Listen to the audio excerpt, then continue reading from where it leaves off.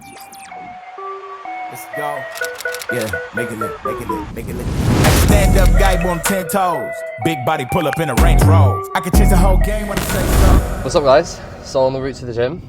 Today's push, and we've got a big push session today. And the main thing I want to talk about in this video is how I grew my chest, because my chest actually was hands down my weakest muscle group, especially when I was like 17, 18, 19, 20, that age range.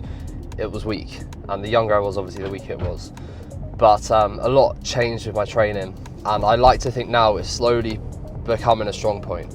I'm still kind of catching up. I've got some work to do considering how weak it was, but it's actually turning into a strong point, and right now I would say it's not a weakness at all. I've learned a lot about chest training across that time period and what works and what doesn't. So we're going to talk about that in this video, because I think it's a really good thing. I think you guys appreciate kind of the informative videos about growing specific areas, so it's going to be good. So 5th of August I start dieting. It will be a 15-week diet. Yeah, we've got 3 weeks left to get in the gym and progress and feel strong, so we're going to make the most of it, especially because I'm reminding myself right now, like, there's not going to be much longer where I have the opportunity to do these things in the gym, and I want to make the absolute most of it. I love to train hard. I love to get stronger in the gym. This is why I do it, and these sessions will be some of the most enjoyable sessions for a long time. Like, that is the truth of it. So it is part of it. It's part of prep and dieting, that sometimes you got to accept that training will become a bit monotonous. Now, I understand that, but yeah, we may as well make the most of it now. So Flatsmith, we're in for that. We'll see what we can do. I've been pressing 4 plates now consistently on it, which is exciting. We'll see. I'm torn between two minds right now, between like pushing the limits and getting strong and having fun, or just being like, okay, I'm about to start soon, let's be smart, let's improve the form. That's the smarter thing to do, but I also want to enjoy myself before it all ends. But yeah, we'll get in the gym. Big push session incoming. We'll see you in there.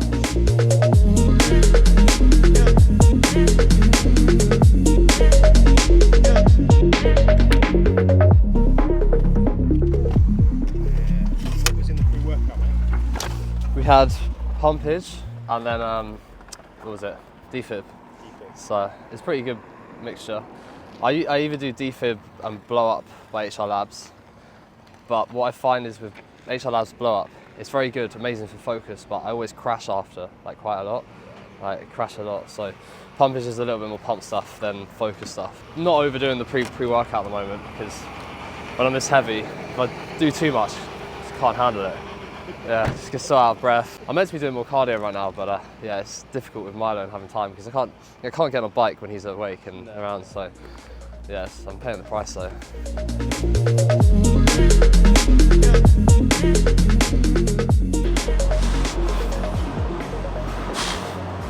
So one of the first things that I recommend for improving your chest is doing mobility work. So this is essentially what's going to allow you to expose yourself to heavy loads over time, you know, in the gym. If you're not safe, if you're not injury free for long periods of time, you're not going to be able to continuously improve your chest and grow it. So the reason why I've been able to improve my chest a lot is because stuff like the Flatsmith that I'm about to do, I've been able to progress continuously over time and continuously improve the stimulus from those sets. Yes, you can do that with better form and being smart, but you can't lift a lot of weight, you know, even with good form, if you're ruined with a shoulder injury. You can't. So opening up my chest, improving the looseness through my chest so it's not tight, putting it on my shoulder joint, doing internal rotation, external rotation with a band. What this does is it really helps keep my rotator cuffs mobilized and warm, which massively improves how I can stack my joints when I'm pressing. I don't roll out because my rotator cuff is stabilized. These are the things that will keep me safe when I press, and also just keep the accuracy on the chest. So mobility work is so important. Some people will say, oh, it's not that needed. I would disagree. To the degree with which it's needed depends on the risk of injury or how tight you are, but just keep some work in before your push session, get things warm, and just make sure you're able to have everything firing so you can keep the accuracy on the chest in a safe way.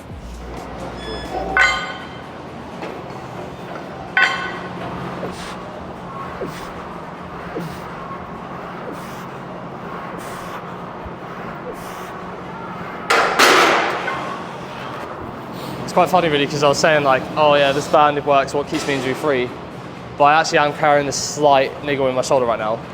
But that's not because of like me not doing banding work. I have been. It's just I started doing a machine, the incline press, like I said, which just didn't feel good for me. It's too much stretch, and I've backed off from it. I'm not doing it anymore. Like I've swapped it out, even though it feels like a good press. It's not a good press if you're getting pain from it. And it's important to stress that. Like if you get a problem, don't be too stubborn with it. I mean, it's a great trait to have as a bodybuilder, being stubborn and persistent, but it can also be your downfall, especially if you're so emotionally attached to an exercise that you can't swap it out when you're getting pain from it, because it's just going to get worse. If I kept doing that over time, I guarantee this would just get to a point where I can't do this. I can still do this right now. There's a little bit of pain there, but it's fine. I know once I'm warm, it'll be fine. But you just have to be smart and know when to just go, right, enough's enough with that movement. I'm going to do something else.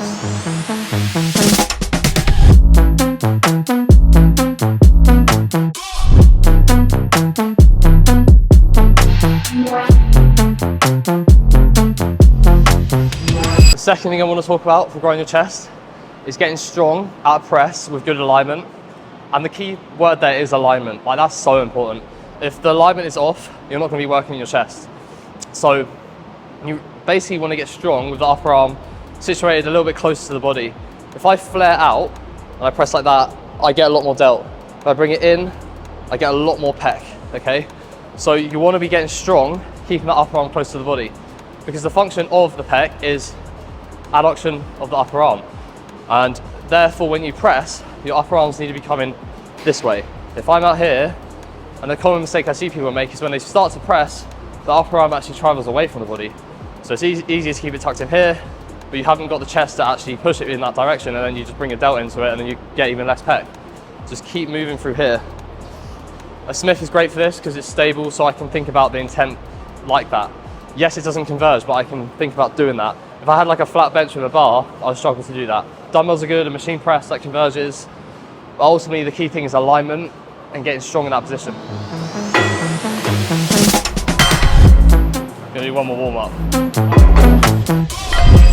I did 4 reps on 4 plates. Yeah. That was the last rotation. If I was smart, I would do 4 plates and match reps. But I'm going on holiday and I'm not going to train for 5 days. And I feel like the fatigue isn't high enough. So I've just got to build up a lot of fatigue to earn those days off. So I might add a 5. That's why usually I do 3.5 as a warm. Yeah. But if 3 and a 15 feel good as a warm, I'll do 4 and a 5. If it feels shit, I'll do 4. Yeah, we'll see.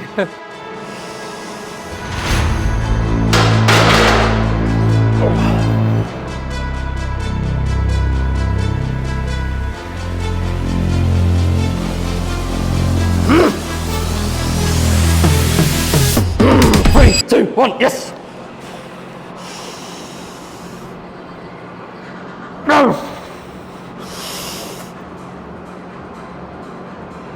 No! 1!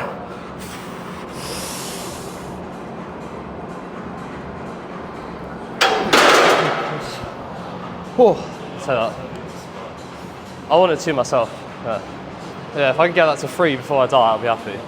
But see, this is not bodybuilding rep ranges, but my whole, like, when I first started training, I used to see people bench 4 plates and just be like in awe.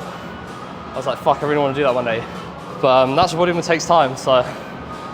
But I'm happy that it took a while. Like, people say, oh, do you not get tempted to get assisted? And yeah, it would be awesome to chase huge goals being assisted, but I like the long journey of it and like the delayed gratification of finally getting there.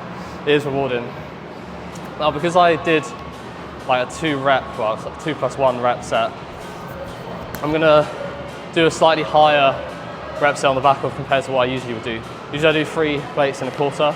I'm gonna just do 3 plates. Now, I'm not saying that's completely the same thing, but it will make up for the lost work in the top set by doing a bit more higher reps in the back of set. And therefore, overall, from doing Fat Smith today, I've got a similar amount of effective reps, which are reps that are close to failure.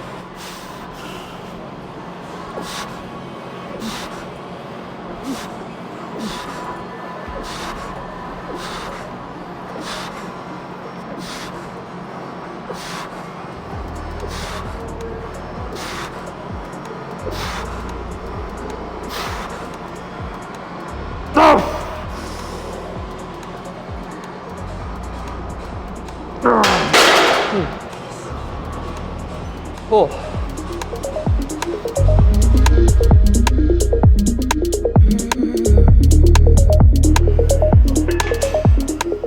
Right, so I'm going on to this and I'm changing it up quite a lot because, like I said, I'm dieting soon, and the flat bench you'll see me tidy up before I diet, but other things that I'm less emotionally attached to, I'll just tidy up now because it makes sense to start getting used to things, you know, a little bit earlier dieting.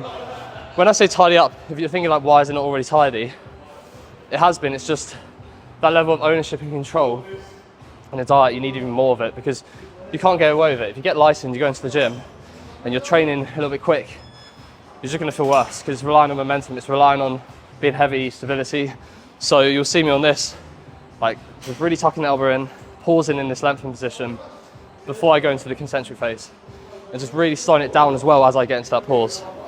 So I'm going to make this a lot lighter, but it's going to give me more bang for my buck, more stimulus, and that actually will probably help a lot with like not fatiguing myself too much and just keeping me fresher going into my subsequent session tomorrow as well.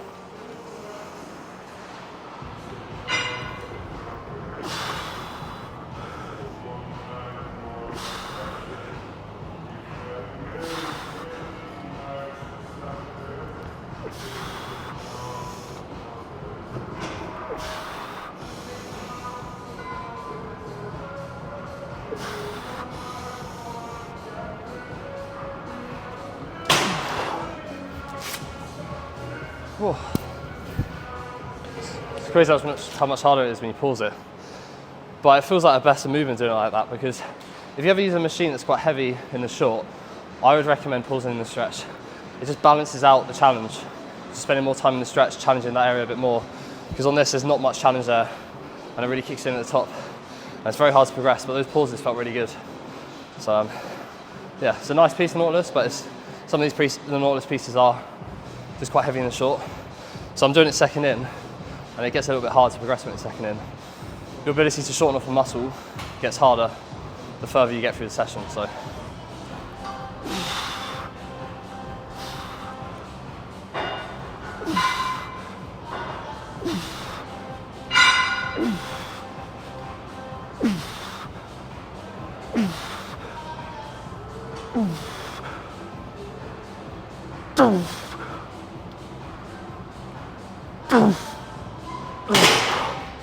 Cool.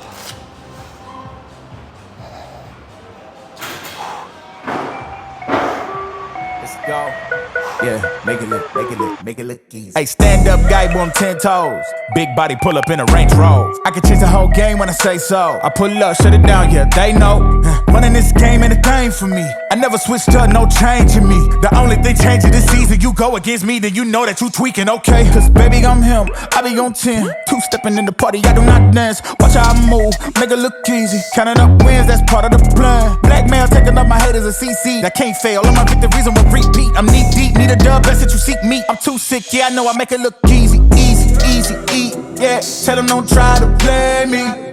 Yeah, I'm drippy on the daily. They can never count me out. The next tip I'm going to give, first tip for growing your chest, and this sounds like a pretty cliche thing to say, and it is in a way, but it's actually so important for growing your chest. And it's like progress your body weight upwards, eating a calorie surplus for a long period of time, because if there's something that relies on body weight, for me, from my experiences, presses, there's so much stability that pushes presses, especially like upper back body fat. When your upper back is very, very lean and you're lying on a bench and you're trying to press, it feels so hard. I always notice it with my clients, it's like, you can progress your legs and your pulls sometimes when body weight doesn't really change that much. There's a lot more skill to it sometimes as well behind that, but your presses really rely on body weight. If body weight's not going up, your presses probably won't be progressing upwards with it.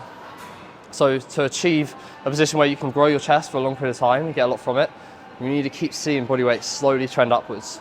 You don't want it to be too fast, you want to control it, but make sure you're gaining like a kilo per month rate of gain. Keep sustaining that. If you're sitting at the same body weight for a long period of time, you're really not going to see the improvements that you want to your presses and therefore to your chest thickness. They hate when you elevate. They stacking up losses, I'm handing them out, yeah, I had to go delegate. It feel like I'm floating, I'm lost in the moment, I swear I could levitate. They never believed that I would really fly. I had to go demonstrate. I had to set them straight. They hate when you elevate, elevate, elevate. They hate when you elevate, elevate, elevate. Yeah. They hate when you elevate, elevate, elevate. They hate when you elevate. Yeah. I had to elevate. I'm way up, way too fly. Yeah, I'm feeling myself. Ain't no chance I'm coming down. No, got a soul view to myself. Yeah, why would I give it up? Why do they wanna come take my place? I work too hard for it, don't need a replacement. It's my vocation. Now I got rollies all in rotation. Hop on a jet just to take a vacation. Remember the moment. So 4th point, let's talk about growing your chest, is obviously getting strong at a fly. So this is about getting strong at the exact function of the pecs, which is bringing the arm in, horizontal adduction. So this, okay? So if you can't get strong at doing that, you're not gonna have a lot of pec. You can get strong at presses without having a big pecs. That's the whole point. It's like you could be using your delts a lot if you're doing it wrong.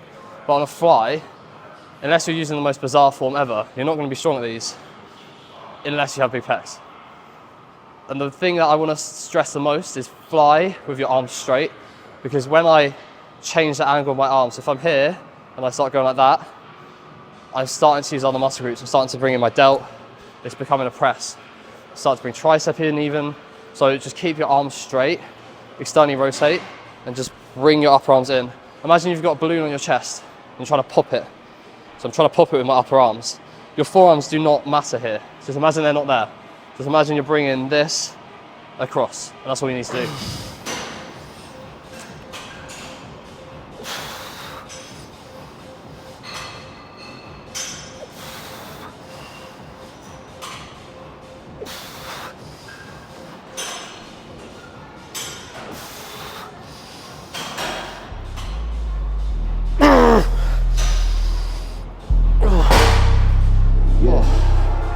They hate when you elevate. You're stacking up losses, I'm handing them out. Yeah, I had to go delegate. It feel like I'm floating, I'm lost in the moment. I swear I could levitate. They never believed that I would really fly. I had to go demonstrate. I had to set them straight. Yeah, you'll notice like the intensity you put in your isolations needs to be the same as your bigger lifts. And you'll see like in this set, I'm giving everything to it still. Slow eccentric and then power in the concentric. You need to do that in all of your work. If you treat the isolations like some sort of lower intensity set where it's just about fluff work, you're not getting anything from it. I think people think it's like the easiest stuff. You shouldn't see it as the easiest stuff. You should see it as the stuff that you could get the most stimulus from for as little fatigue. So if anything, you need to be giving everything into it, because you giving everything into it is not going to burn you out. You know, you're just going to get more from it.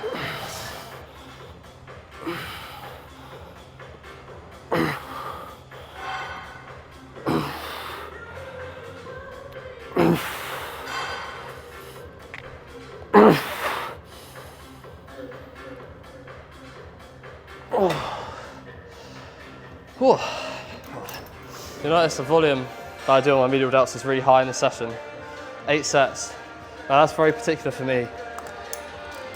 My weakness, I would say, is when I hit front relaxed, I'm quite narrow. I have quite narrow clavicles. I look much bigger when I'm innermost muscular because of the roundness of my delts, but I don't have that width. And the only way I can improve that is just getting more medial delts to look wider, even though I can't grow my clavicles. A long time ago, I took out my close grip presses for more medial delt work. Now that's something I wouldn't advise to most people. Most people will need to be doing something where they've got their upper arm completely locked in for their tricep thickness, but also their front delt thickness as well. Now I think for me, like this area is quite developed. I just need more here. So that adjustment for me makes sense. And since I did it, I've noticed big improvements, and it just shows like when you are further into your bodybuilding journey, do get a bit more specific, do increase your volume in certain areas, and it will pay off. Don't worry about, you shouldn't be sticking to that whole top set, back off set approach.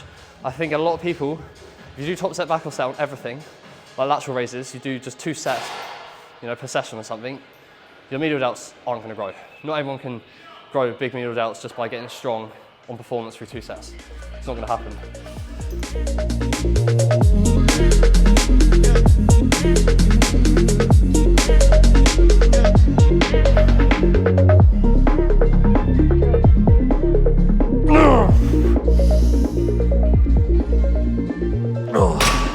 So this movement, what I'm thinking about doing is just getting strong at bringing my wrist to my hip.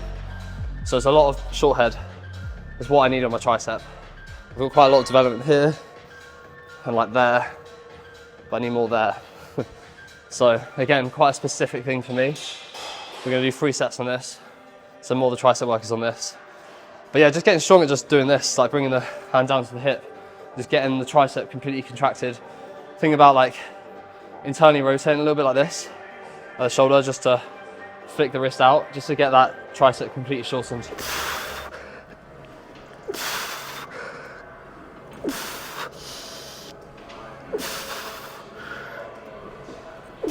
Final set of the day, doing 1.5s on this now. So I'm really just staying in that lengthened position.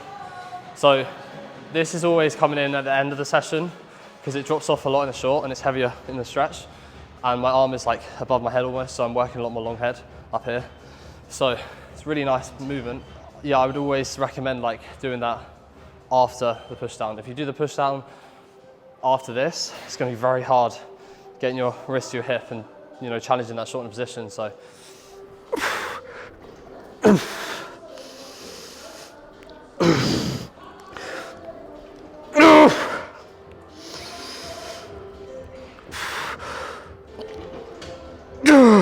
oh God, man. Fuck. That's a lot.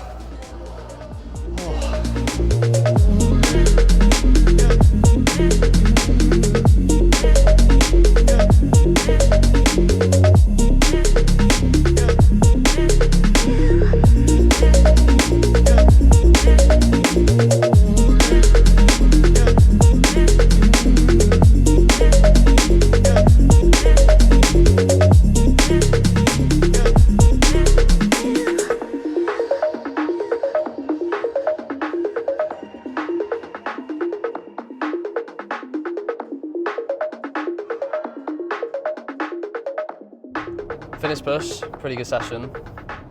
Pretty happy with like overall progressions and how the session was. But now you've seen the session, it brings me on to my 5th point, which is you've seen how much volume I did within that session. So I did 4 sets of direct pec work, okay, which isn't much, but I really want to stress, for growing your chest, what I've found is quality is far superior to volume. And if you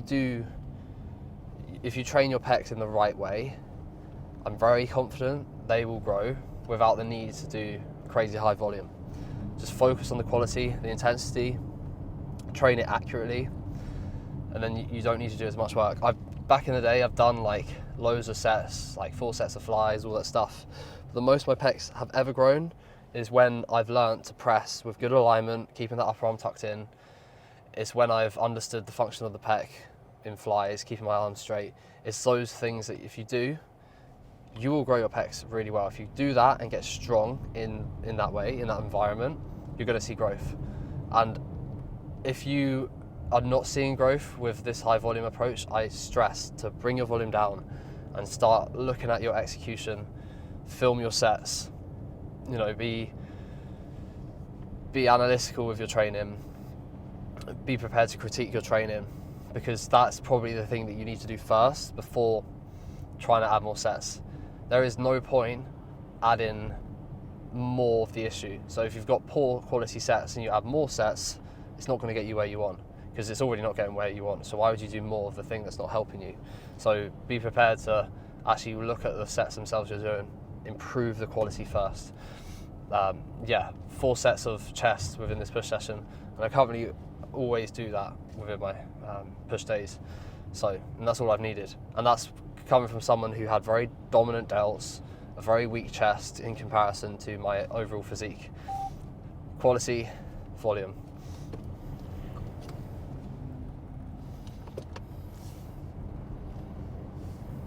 One more session left now, and then I go away. So a really good push session today, pool tomorrow. Then Saturday, I go away for a week, seeing friends. Pretty excited for it, to be honest. It's been 8 weeks now in this meso. I always find like 8 weeks is kind of the max that I can go. Although now my split's changed a little bit, I could probably go a little bit longer, having rest days for a bit more, more rest days per week, essentially. but I definitely think it's going to benefit me just to switch off a little bit. Last year I went on like 3 holidays, and I still trained here and there on those holidays, but yeah, this time round I think, you know, it's needed just to switch off a bit. And then I've got 2 weeks into dieting, and the next year I'm on prep, so it is important to enjoy these things, seeing friends, switching off and that stuff. So yeah, pretty good session today. Pretty happy with the overall numbers. I think at this point in time I'm not going to see much happen with progressions realistically. I mean, the goal right now is to set up a very good diet. We're not really trying to put on much body weight. We're just kind of holding here, spending time at the strength, and then going into the diet August the 5th with the goal of putting off 30 pounds without sacrificing tissue too much at all. That is far more important than trying to slap on more tissue right now, because if we try and force on more tissue right now, all we're doing is we're going to be getting a lot softer and we're going to have more to come off. So that considered, very happy with the overall session and how it went. And yeah, like I said at the start of the video, just enjoying being strong at the moment. But yeah, it's exciting. I can't wait for prep next year. Like, it's really not far away, realistically. Like, end of March, prep will be starting, and we'll have a very good prep series coming as well. But yeah, appreciate all the support on the YouTube as always. Like and subscribe, all that stuff. And yeah, I'll catch you soon. Yeah. They hate when you elevate. They stacking up losses, I'm handing them out, yeah, I had to go delegate. It feel like I'm floating, I'm lost in the moment, I swear I could levitate. They never believed that I would really fly, I had to go demonstrate. I had to set them straight. They hate when you elevate.